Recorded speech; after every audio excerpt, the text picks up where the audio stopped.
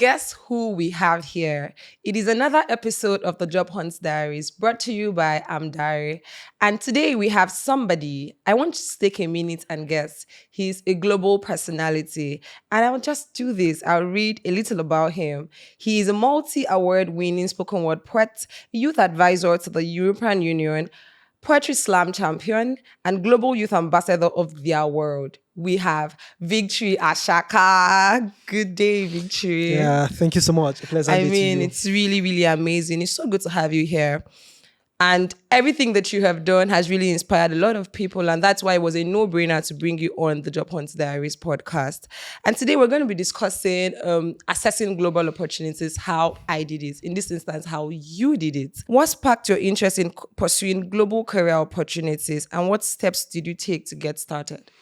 Well, so thank you so much. I think it's such a pleasure to be here and I'm so excited. For me personally, global opportunity, when we talk about it and what actually started my journey, well, I'll say, first of all, I just had something which was a consciousness that I will always ask myself, and it's a question like, what's the one thing that comes to the minds of people whenever they hear your name? Okay. So when I had that consciousness, I knew that, spoken word poetry was something I was passionate about. And I can remember vividly, I think I was just in secondary school and I think they brought a competition to my school back then and it was called The Vision of the Child. And I think it was pioneered by the 1986 Nobel laureate in literature, Professor Wole Soyinka. Yeah. And then I decided I was going to participate. In fact, even at that point in time, my brother, I think he was a better painter, artist than I was. But so it runs in the family. I mean, creativity runs in the family. Well, you can say that. So participating in that competition was like a defining moment for me, going for that competition, meeting such distinguished personalities and then getting to now express a part of me that I can say is my talent, my potential. So from that platform, that was how I discovered the gift of poetry. So when I discovered the gift of poetry, I just knew that definitely I have to see the world as an empty canvas.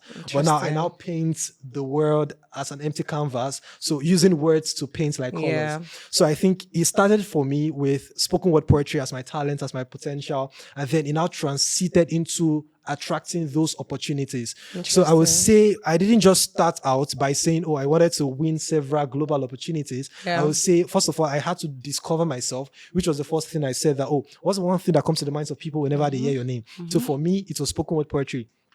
And that was how my own opportunities started coming. And I can remember vividly, I think I'll also go into that briefly, about how the first opportunity I ever got came in the most unusual way. I think back then I was just sharing my story on LinkedIn. How old were you then? Okay, so when I started, I think I was just about 12 when I first started. 12, when I found you were not even a teenager yet. Yeah, no, I wasn't. But I think subsequently I started doing it here in and out. Yeah. So that was how I discovered it when I was much younger. But then, consistency is something, showing up with what is worth showing up with. Yeah. So, and that was how the first opportunity came, because I didn't just apply for it. And I do say this thing that there are opportunities you apply for, and the opportunities you attract by the virtue of being positioned strategically. I love that. There are opportunities you apply for, and then there are opportunities you attract by the virtue of being positioned strategically. If I allow Victory go on and on, I'm sure that we're not going to leave here today. So it takes me to my next question, right? And by the way, I hope it won't be too bad to ask you to do a poem for us before we leave. I know, right? Yeah. Okay, awesome. So can you walk us through your experience of applying for international jobs or programs, and what were some key challenges you faced? I know you said that some opportunities you attracted, but then I'm sure there are others you applied for, and were there any challenges you encountered? And just walk us through that. All right. So for me, global opportunity, when I started out, I wasn't thinking about just global opportunity, because definitely opportunities are definitely byproduct of talent. So I will start by saying that we know talent is universal, but opportunities are not. Okay. So I see it as a means for when it comes to applying for those opportunities and the opportunities you can attract. Personally, the first opportunity I ever won, I think it was in the year 2022. And I can remember vividly how I was just sharing my story on social media. And I think it was on LinkedIn, and somebody decided to send me a message that, I've been seeing your spoken word poetry and some of the work you've been doing on the ground when it comes to advocacy. The person sent a message, and that was how we started the conversation. And guess what? That was how we made the pitch. For the very first time, seeing myself leaving the shores of Nigeria to Italy at the FAO of the United Nations in Italy during the World Food Forum, and I was able to perform before world leaders. So that was like an opportunity that came by the virtue of being positioned strategically, and then I attracted that. But over time or over the years, there are also opportunities I've been able to apply for. In fact, I am on one currently, which I am working on We're with. looking forward to the success of that, by the way. Absolutely. So there is one I am on currently, and I decided to apply for it because sometimes if you also want those opportunities, you must also not stop knocking on doors. Okay. But the essence of applying for opportunities is to ensure that you are also building a track record.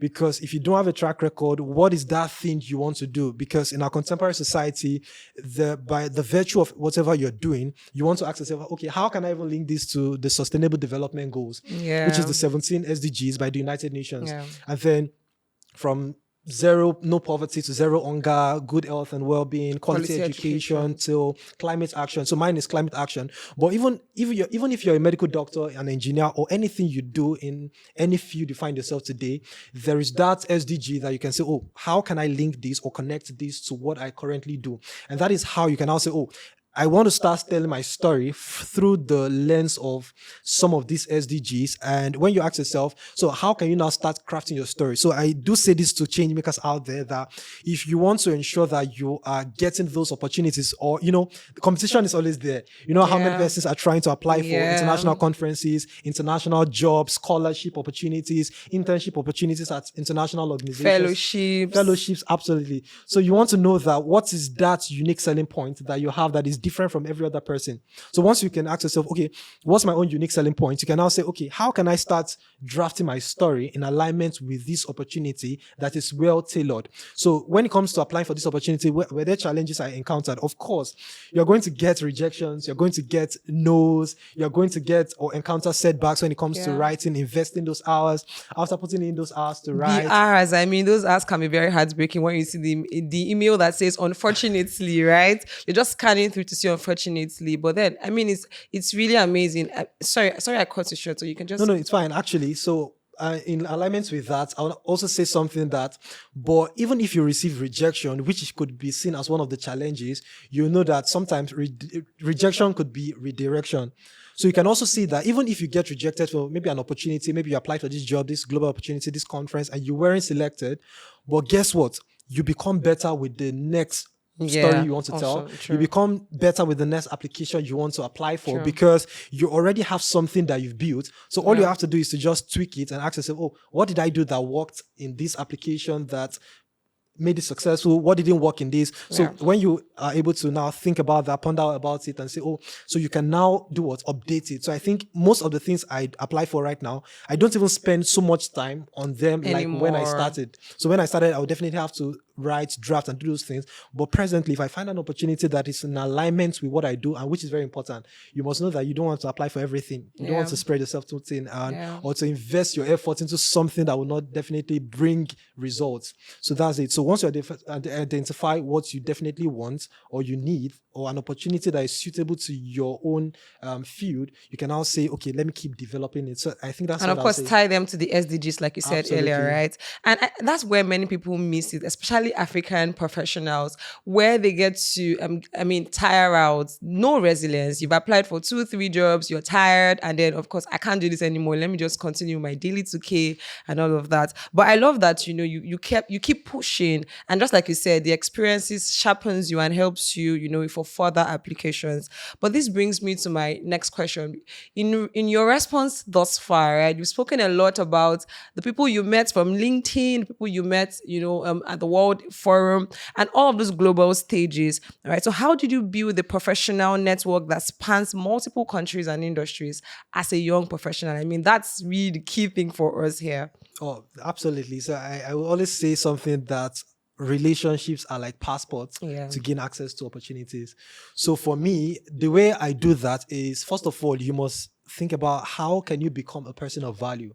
Because I have this analogy that I say, people do not just like you, for your face, for your name, or your status. People definitely like you for what you are capable of doing. So you can imagine, so if we just let's just bring the conversation to maybe the situation of football right now. If you see someone like Messi, Ronaldo, and then they walk into a room, everywhere goes gaga, or if they're playing football, people are screaming. And then if you now stripe them of their football ability, they become random people.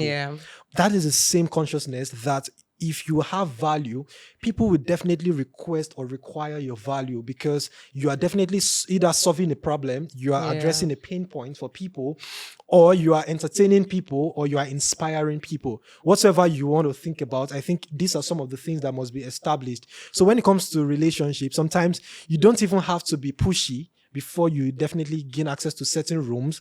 In fact, your name could go before you into certain rooms where you are not able to speak for yourself. Yeah. So I think that's how it works, or which is also a very effective way. We definitely get to hear that, oh, go for conferences, attend events. When you get there, meet with people, exchange contacts, follow up, and this and that. So I think whilst that is very important, I think it's also important that we realize that sometimes you must also have something to offer that the other person also Exactly. needs to communicate with you. Or in fact, I think the essence is to strive to become a person that is worthy of being met. Yeah. So if you are a person that every other person wants to meet with, I think relationship building becomes natural. Seamless. So you're not forcing it, you're not pushing for it. So I think the relationships I've also been able to build along my journey as a change maker, and it has definitely been instrumental in winning several opportunities. In fact, I think I was at the United Nations General Assembly last year in September during the UNGA, Yeah. and that opportunity, I must say, it came from a relationship that was That you established build. in the year 2021. I can remember vividly how there was an event with UNICEF. And from that event with UNICEF, I went to Abuja for the event. And then I think we just had a roundtable discussion with the deputy director of partnership at the UNICEF headquarters in New Yeah. York. So from that conversation, having to speak there, and after that, now speaking with the woman, and after the conversation, I was able to now build that solid relationship that she was also seeing the effort I was putting. So beyond the fact that she knew, okay, this is what you do, she was also seeing that consistency. You can imagine since 2021 Yeah. to 2024. And this person was also able to now give the recommendation at that place where I Yeah. wasn't. Guess what? And that was how I found myself performing spoken word poetry at the Global Leadership Council in New York in 2024. So I think that is how it happens, and that's how I've been able to solidify several relationships by being a person of value and making excellence a lifestyle. Yeah, being a person of value. I think people just are attracted to value. So, Absolutely. because I mean, it's almost overflowed that they say network. So young people now, when we go for events, everybody wants to meet someone. You're going for a career fair, you want to take pictures with someone, but you're not sure what value you're bringing to the table. So it really begs the question that, okay, are you a person of value, right? So have you sat yourself down to say, what value am I giving to people? And then why would somebody want to be with me or associated with me? So in your journey, what do you think are some of the most valuable skills and qualifications that someone needs, anybody, a random person needs to assess global opportunities and become that person that is looked up to? Okay, so let me just continue from where we were coming from, and which was being a person of value, which is very Yeah. important, and then excellence. I think I Yeah. didn't establish that, and making excellence a lifestyle.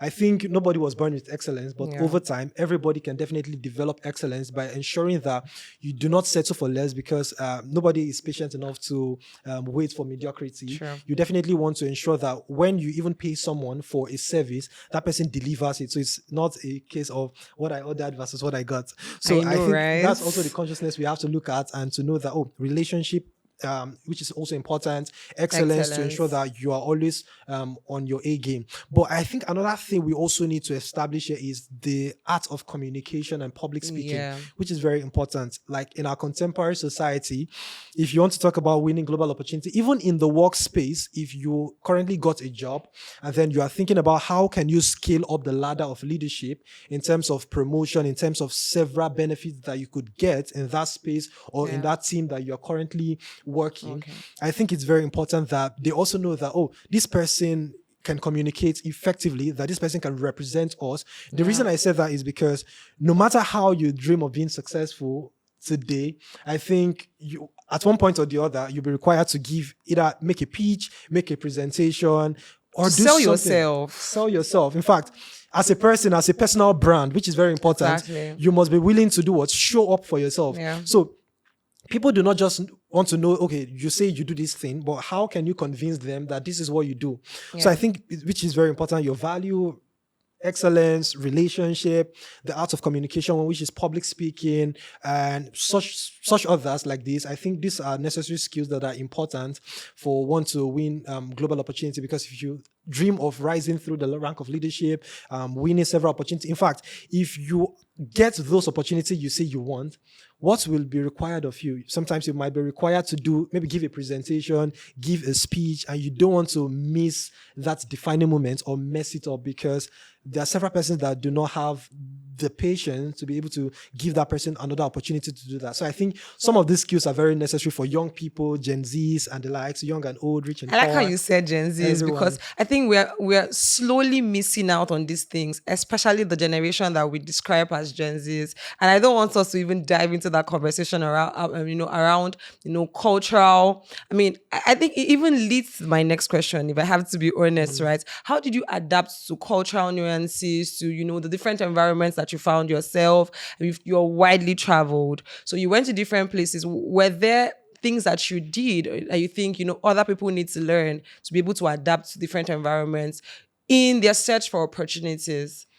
Well, definitely, adaptability is one of the essence of human survival. If you must survive, if you must definitely thrive in any way you find yourself, I think it's very suitable to adapt and to also be conscious when it comes to cultural integration, because Yeah, several things that we might do in one climb might be quite different in from what we another. experience in another climb. So I think from my experience, maybe in Italy, in Finland, in the US, I think it is just different, even from basic things for human survival, mode of transportation, cultural exchange, communication, how you meet with people, how you exchange pleasantries with people, and some of the things we also say. And you also want to ensure that you are emotionally intelligent. Yeah, I think that's one skill that you missed out in because emotional intelligence is goated at in 21st century. In the 21st century, everybody needs to have like some level of emotional intelligence, even in interaction, right? You said something around communication, so I cannot imagine communicating with global leaders. I Absolutely. cannot imagine Victory Ashaka walking into a room. Did I pronounce that name well? That is fine. So walking into a room with global leaders, and then you're not even reading the room, you're not being intelligent, you're just communicating, you're just trying to present yourself, right? So that's really one thing that people really miss out, and we shouldn't. Not in a time where you're trying to tap into the global market, Absolutely. right? So yeah, definitely emotional intelligence is very important, and it spans through how you communicate, how you interact with people. And I think these things are just basic things that everybody needs to learn, because the competition out there is stiff. The competition out there, Yeah. in fact, there are several opportunities that you need right now that today you might discover that, okay, 3,000 people applied for this opportunity, Exactly. but next year the effort increases, most people are coming back with intensified efforts, and then you can discover that the number goes to 5,000 and then 10,000, with several opportunities like that, even scholarship opportunities. So you want to say to yourself that, okay, what makes you different from every other person? So Yeah. what is that way that you can sell yourself through your story? And I think storytelling is important. Like, from your experience, storytelling is important, because you cannot just assume. Assumption could definitely be one, I think, shooting yourself in the leg, but you must be able to be confident when it comes to maybe sharing your story, telling your story, because people want to know. And there is that way that people can be receptive to your message beyond what you say, but it is how you made them feel. So Yeah. wherever you find yourself, it is just True. beyond what you say, but how you made the people feel, and that is how people will also regard you. So I think all of it even hinged on maybe mutual respect and the likes, when it comes to operating in these spaces Yeah. through different climbs. And maybe fortunately you're able to maybe win some of these opportunities, get the job, your dream scholarship, or get to your dream destination. You still need to understand that you must be able to adapt, and adaptability It's key. is a major skill that Yeah. everybody needs to learn. Yeah. So thank you so much, Victory Ashaka. I mean, it's been really exciting learning from you. It's as though I'm hearing all of these things for the first time, and I'm sure that everyone listening, right, feels the same way right now. So, Victory, it's a whole lot, right? It's really so much that I'm wondering. You said sometimes you apply for jobs and you see 3,000, applicants already. 3,000 applications have been made ahead of you, and I'm sure that makes you stutter, if you have to be honest, Yeah, but it's also important that you don't self-reject, which is very Yeah, important because true. most people could just see that opportunity now and say, "Oh, I think this is something that you think you are qualified for." But before even applying for it, many people could just reject themselves. Self-rejection. I True, think it is true. another And major miss thing. out Yeah. because they, yeah. So, but then how do you stay up to date with, industry trends, right? I know you're in the climate space, climate change. You're working on, the ecosystem. You want us to have a greener Nigeria, greener Africa. But there are people across different industries, the tech industry, for instance, right? How would you advise people to stay up to date with industry trends, global opportunities, know what's going on, know when the next application is up?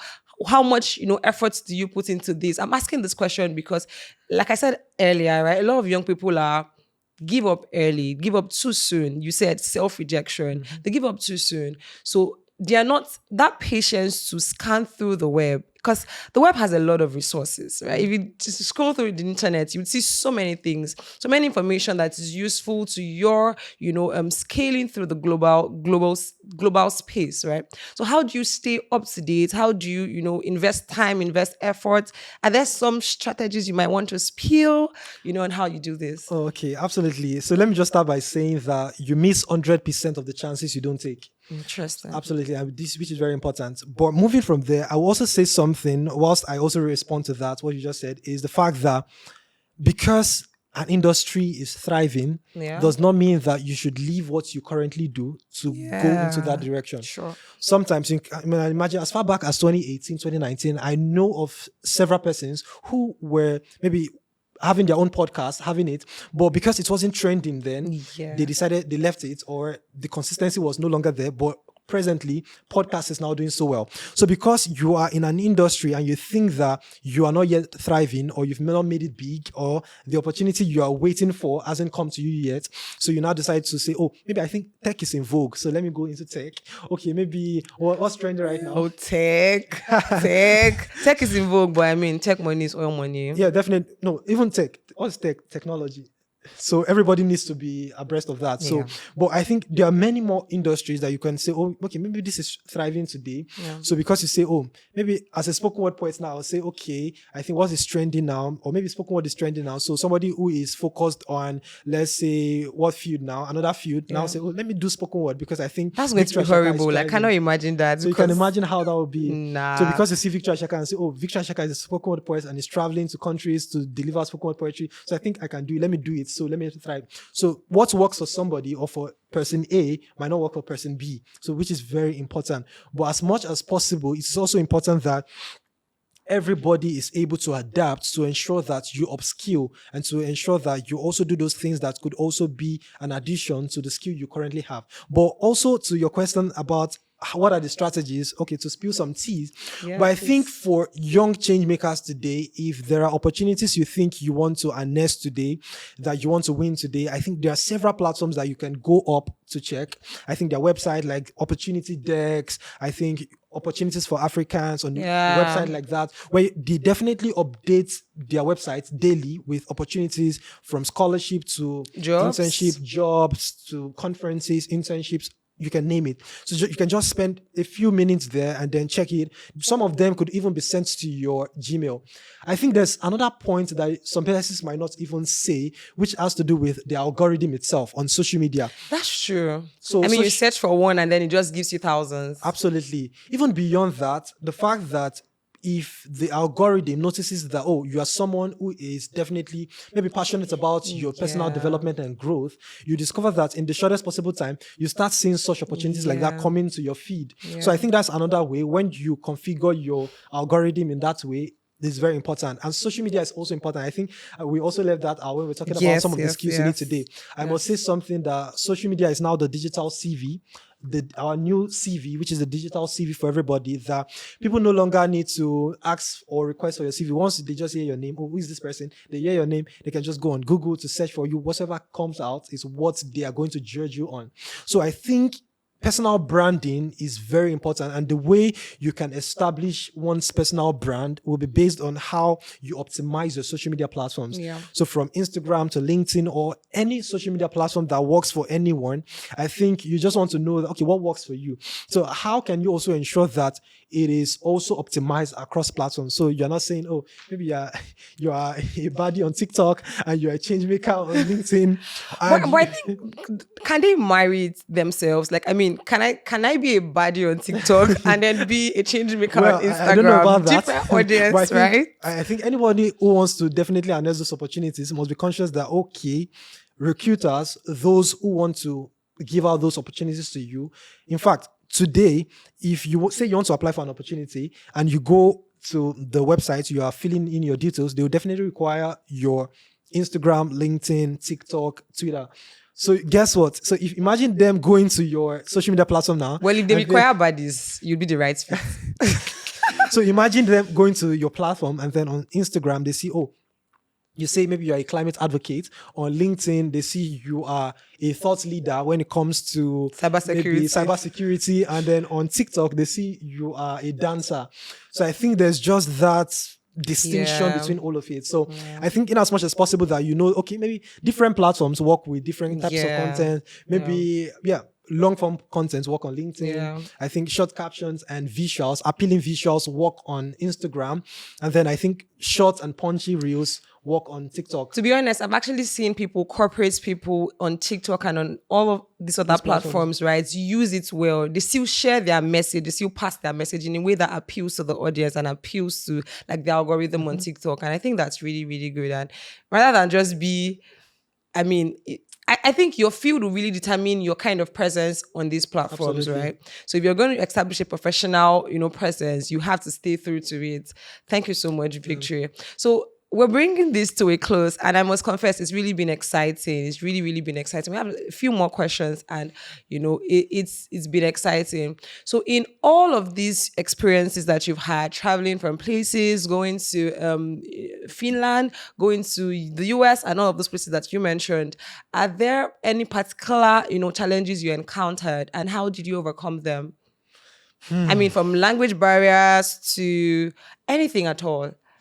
You see, so something that I think we don't talk often about is the fact that most change makers or most youth or young people in the global south definitely miss out on several opportunities. First of all, not because they're not good enough, not because they don't apply for them, but simply because of visa issue. So I can remember Is that vividly. particular? I was going to say something, but I think particularly to Nigerians. Well, maybe most Africans Okay. and the likes. So I think, mostly you understand that before you go to another country, you definitely need to access visa. In fact, even to a neighboring country, you'll be required to provide your visa and the likes. But it doesn't happen in other climes like the US, in the UK. Once you have your passport, there are several countries that you have access to. And before we could even think of maybe applying for your visa. But that thing is a major issue. I can remember in 2022, it was just Italy. So I was naive back then. Yeah, I was much younger. And then the opportunity came. So I thought that, they were going to process the visa for me from Italy. Since we had an Italian consulate, so in Nigeria, here in Lagos, I thought, FAO, they will definitely process everything. I have my passport and the like. But it was just about a week to go. I just discovered that I definitely need the visa to be issued to me before I can travel. Guess what? That was how I went through that emotional torture before I was able to now get the visa.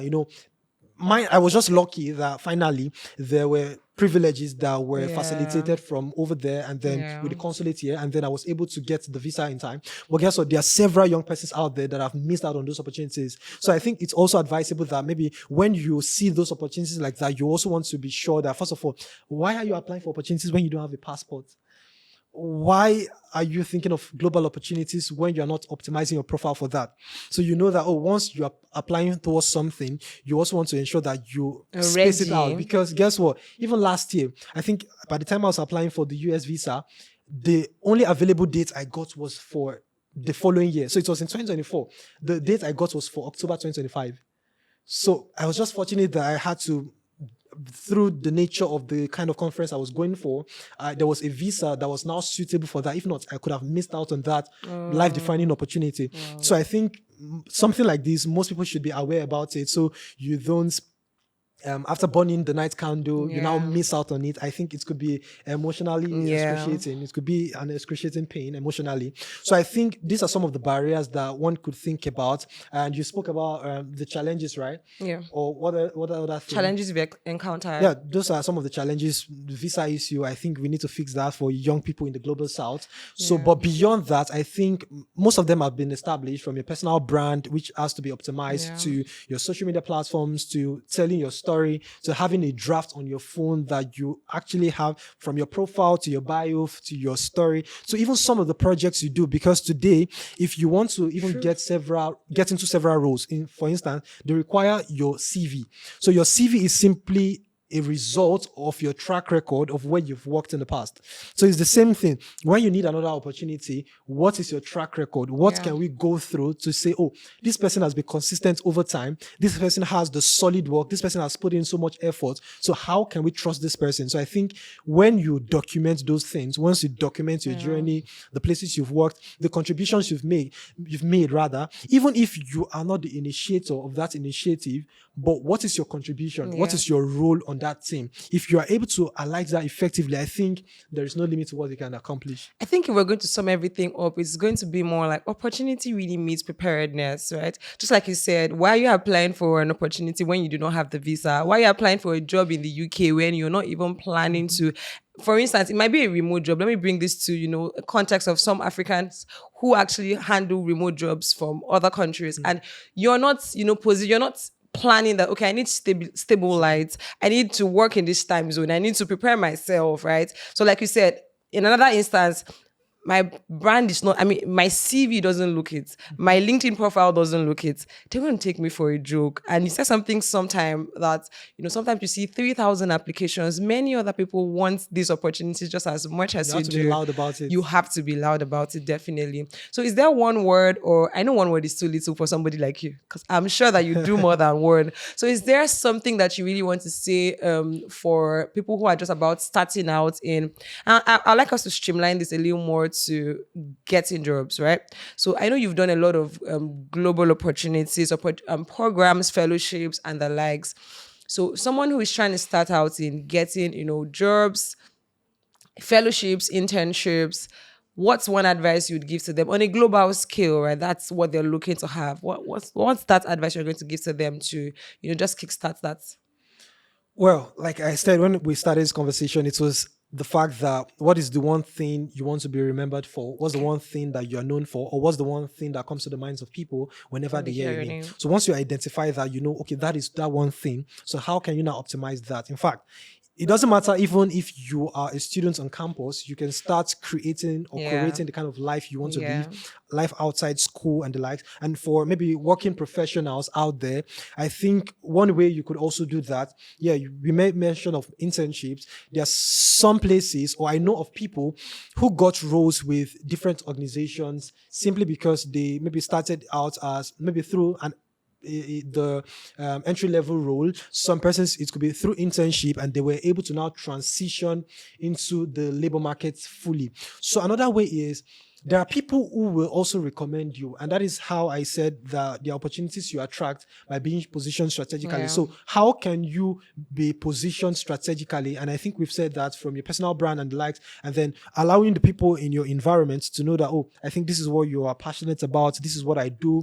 Are you telling your story? And I think that's how to do it. And I think you must simply take action, because there are several things that will never come to you and to meet you in your home. Except you definitely need to keep knocking on doors. And the way you can keep knocking on doors, just find what works for you, first of all. Find what you are passionate about, and just know what is most suitable to your profile, so that you're not just applying in a place that you are not qualified for. I've seen people times without number, because an opportunity is enticing does not mean that you should apply for it with the hopes that, okay, maybe to come through. So I think once you know that this is something you're qualified for, you meet the requirement, you can now put in all of these things that we've established during this conversation. I think people make these mistakes, right? I'm applying for a job because I'm tired. I don't want to keep reviewing my CV. I just take a CV that I use for edtech, right? To apply for a fintech. No, I think that's even better. I can imagine applying for a job and the job description is something along the lines of sustainability advocate or sustainability specialist. And I take that CV and I'm applying for a job in public relations. And I'm not tailoring my experiences. So because you said something that really, that just brought that to my mind because it's really, really important that people pay attention to how much work they put into this. So, Victory, before I forget, you promised us, I think you did, right? I asked and you promised you obliged. You're going to oblige us, right? A poem to wrap this episode up. All right. Okay, let's do this. We are on the journey to the mountaintop, but there are 1,001 ways a man's soul is tried to stop.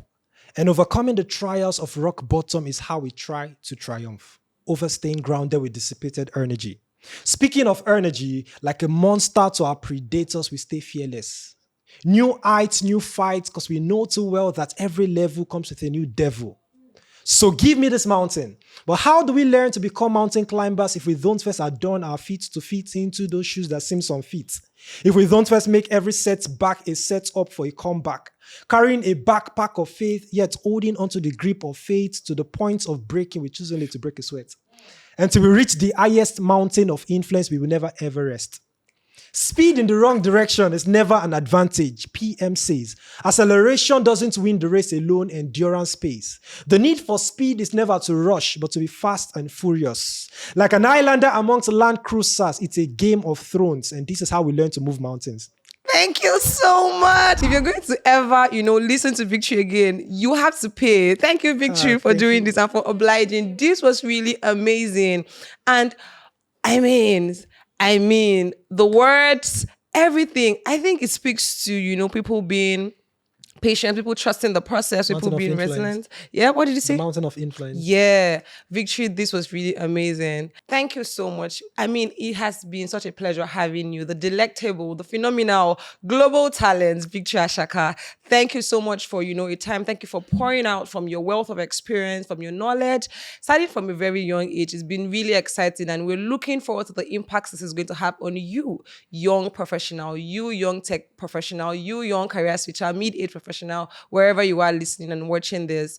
You need to, apply everything that has been said here. And of course, if you want to learn more, look forward to the next episode at The Job Hunt Diary. If you're yet to subscribe to our YouTube channel, please do so now, The Job Hunt Diary, and follow us across all social media channels. I remain your host, Utibe Ekbuk. See you on the next one.